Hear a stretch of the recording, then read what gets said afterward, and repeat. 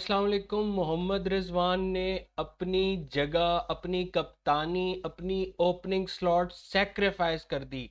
हर बंदा ये social media पे कहता हुआ नज़र आ रहा होगा कि जनाब साहब मोहम्मद रिजवान को ड्रॉप कर दिया है, या मोहम्मद रिजवान को ये प्लेइंग 11 से निकाल दिया, एक्सपेरिमेंट करना चाह रहा है, ये है वो है।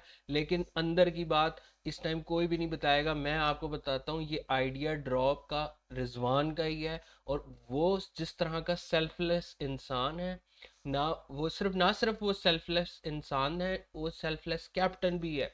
उसने अपनी जगह परवाह नहीं की कि मेरी जगह कौन आता है कौन नहीं आता।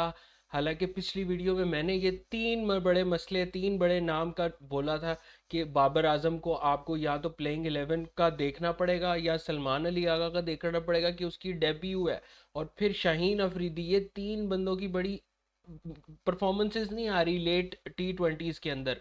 लेकिन उस बंदे ने ना बाबर को निकाला, ना सलमान अली आगा को निकाला, ना शाहीन अफरीदी को निकाला। वो खुद साइड पे हो गया है। और उसने अपनी प्लेइंग 11 में उसने कहा कि अगर भाई मेरे जाने से अगर यंग टैलेंट को मौका मिलता है तो ठीक है, मैं सही।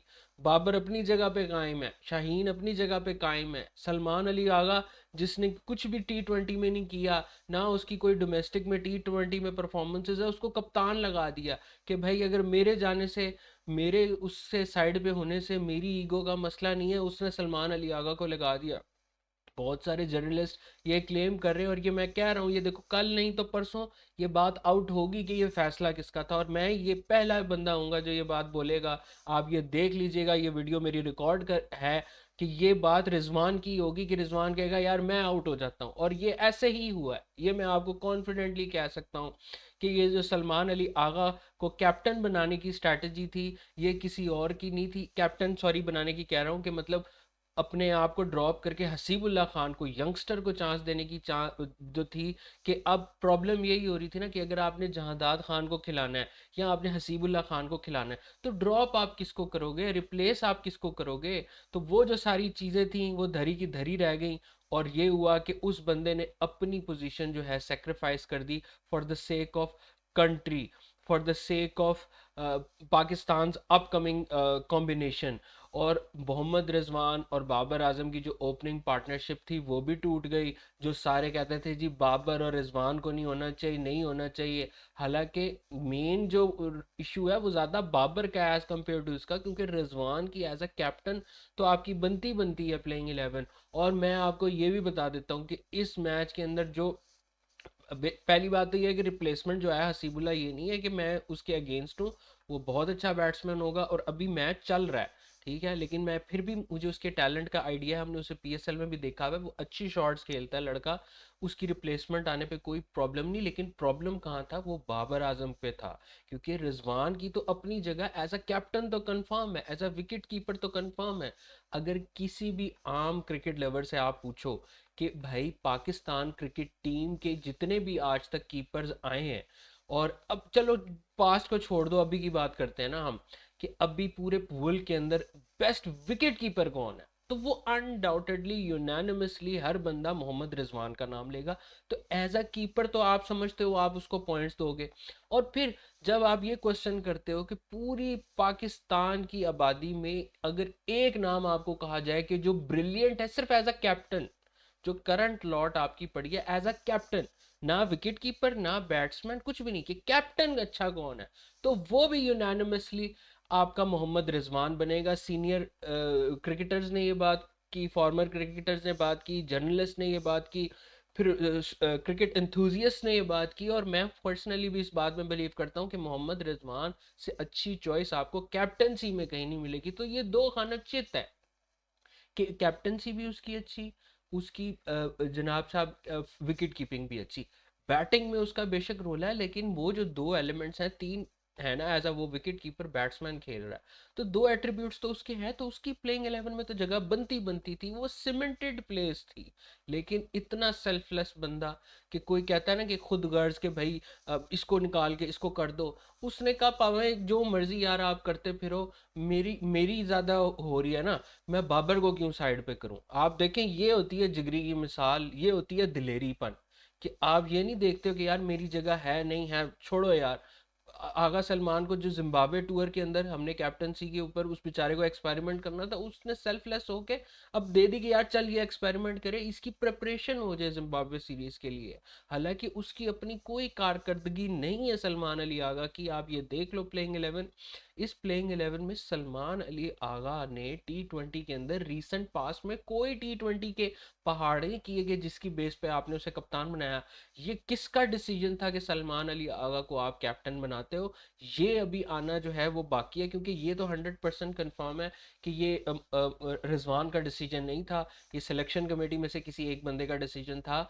लेकिन आप टेस्ट और ओडीआई की परफॉर्मेंसेस को T20 के साथ जो मिक्स कर रहे हो, ये इन्होंने भंड मारा है। आज पाकिस्तान का रिजल्ट जो भी हो, लेकिन एज अ कैप्टन आप रिजवान को मिस करेंगे, ये मुझे इतना पता है। हो सकता है पाकिस्तान आज मैच भी जीत जाए, क्योंकि अभी मैच चल रहा है इसलिए मैं नहीं कुछ कह सकता, लेकिन आप मोहम्मद रिजवान को मिस ज़रूर करेंगे, चाहे वो एज अ कैप्टन हो, चाहे वो एज अ विकेट कीपर हो।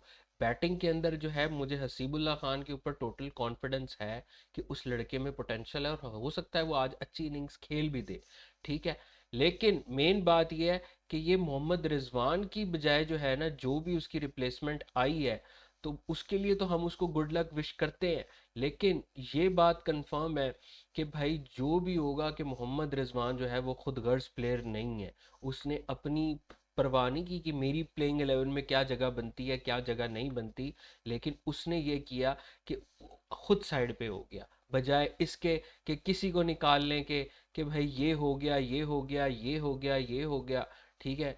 तो उसने कहा कि यार ठीक है जी, मेरे जाने से अगर टीम के कॉम्बिनेशन में अच्छा इम्पैक्ट पड़ता है तो आप इम्पैक्ट डाल लो, ठीक है। अब मैंने डिटेल एक वीडियो बनानी है जिसके अंदर मैं बाबर आजम की और रिजवान की, ये जो लोगों ने मीडिया प्रेशर ने डाल डाल के उनकी जो पार्टनरशिप की तदफीन करती है ना, और साई मयूब को बहुत बड़ा तीस मार खान समझने बैठ गए हैं। साई मयूब को तो अवाम रो रो के निकाला है कि साई मयूब को कितने T20 में चांसेस दोगे। लेकिन मैं अब ये करूंगा कि नेक्स्ट वीडियो जो भी बनाऊंगा उसके अंदर बाबर आजम की लास्ट और रिजवान की जो पार्टनरशिप है उसको कंपेयर करेंगे साइम अयूब की पार्टनरशिप के साथ, जो भी साइम के साथ जिन्होंने ओपन किया है। साइम की जितनी रीसेंट पास T20 के अंदर परफॉर्मेंसेस है उसको कंपेयर करेंगे बाबर रिजवान के साथ। दूध का दूध पानी का पानी होगा।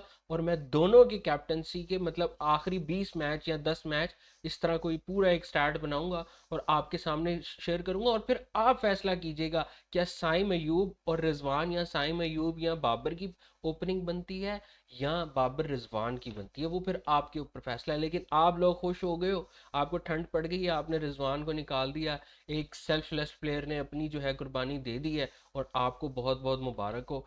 देख लेंगे हसीबुल्ला खान पे, अल्लाह करे वो 50 करे, क्योंकि मैच अभी चल रहा है, मैं अभी कुछ कह नहीं सकता। लेकिन ये बात मैं इतनी ज़रूर आपको कह सकता हूँ कि हसीबुल्ला खान को बेस्ट ऑफ लक। लेकिन ये जो दिलेर कैप्टन है ना जो पाकिस्तान टीम को मिला है, selfless player, selfless captain, selfless teammate, selfless दोस्त, ना उसने अपनी दोस्ती यारी में से ना बाबर को उसने निकाला, हालांकि निकालना बनता था। मैं तो ये कह रहा हूँ कि एक टेस्ट में ड्रॉप कर सकते हो तो ओडीआई T20 क्रिकेट, ओडीआई में तो खैर चलो छोड़ दो, आप T20 क्रिकेट में आप भी उसको ड्रॉप कर दो अगर उसकी फॉर्म नहीं लगी हुई, किसी भी में ना लगी हो। शाहीन अफरीदी, उसकी फॉर्म T20 में नहीं लगी हुई, ना उससे बॉलिंग की उसकी पेस है, ना वो न्यू बॉल से आपको विकेट लेके दे रहा है, तो नसीम को ड्रॉप हुआ लेकिन शाहीन ड्रॉप नहीं हुआ। सलमान अली आगा, उसकी कोई परफॉर्मेंस नहीं T20 रीसेंट हिस्ट्री में, उसको कप्तान लगा के प्लेइंग 11 में उतार दिया कि चल जिम्बाब्वे टूर की परफॉर्मेंस दे, दूध का दूध पानी का पानी हो जाएगा। आई होप कि ये वीडियो आप तक पहुंच जाए। और ये मैं आपको स्पॉन्सर के बारे में थोड़ा सा बताता चलूं कि ये जो टी शर्ट है मुझे MZ एक्टिव वेयर ब्रांड ने भेजी है, तो मैंने कहा उनका मैं नाम आपके सामने ले लूं। अगर आप चाहें स्पोर्ट्स वेयर, एक्टिव वेयर है, जिम वेयर है, तो उनके पास बड़ी कलेक्शन है, आप वो जाके भी चेकआउट कर सकते हैं। तो नेक्स्ट वीडियो तक के लिए मैं कोशिश करूंगा कि साइम अयूब का कंपैरिजन करूं और रिजवान और बाबर की पार्टनरशिप के साथ कि कौन सी अच्छी ओपनिंग है। तो जुड़े रहिएगा और अपनी कमेंट्स जो है लाजमी शेयर कीजिएगा कि क्या आपको लगता है कि ये रिजवान ने खुद सजेस्ट किया होगा या रिजवान को ये निकाला गया होगा, क्योंकि मेरा ये बिलीव है और ये आउट होगी बात, लिख लेंगे बात, ये आउट हो जाएगी। और जो लोग हैं ना जो ये कह रहे हैं ड्रॉप किया रिजवान को, उनको फिर पता चलेगा कि किस किस करेक्टर का मालिक है मोहम्मद रिजवान। तो तब तक के लिए अपनी राय जो है कमेंट सेक्शन में मुझे लाजमी दीजिएगा।